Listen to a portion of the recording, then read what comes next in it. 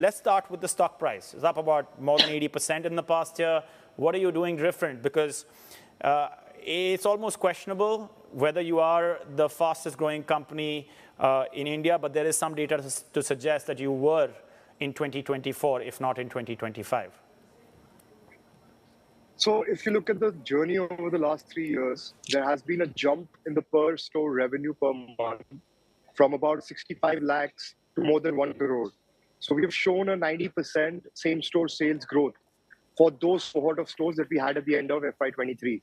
And now in more than 90% of the locations, we are at least 30 to 35% higher in SPSF sales than any of our closest competitors.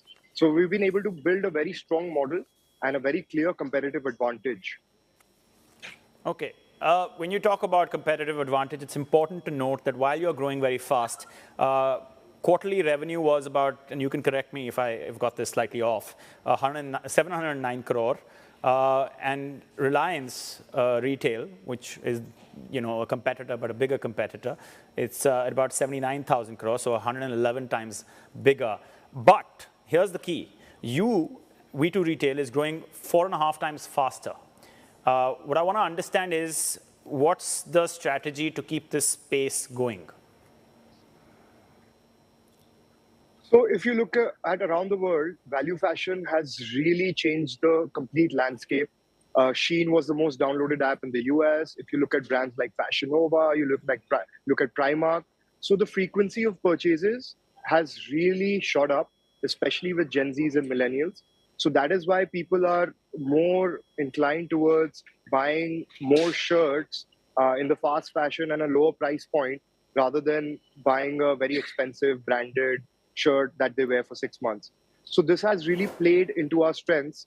And we feel there is a capacity of having at least 2,000 to 2,500 V2 stores just in India. And if we are able to build a strong enough model, then why not expand throughout the world? Okay, because I was going to ask you about that. At this point in time, you're domestic, and in a way, you can elaborate about your global expansion plans. But just tell us about tariffs, because one of the big parts of the tariff conversation in India has been that it's hurt the garment industry. But you're domestic. Is it possible that because of this tariff, you're getting an advantage? So we've had more than 20 exporters come to our office over the last couple of months because they're losing orders from Europe and America, and they want to shift their business to domestic players. So I think it is actually benefiting us in a way because now we have more capacity that we can use for our own network of stores. Right. But can you elaborate on that? 20 exporters, how many have you converted into deals?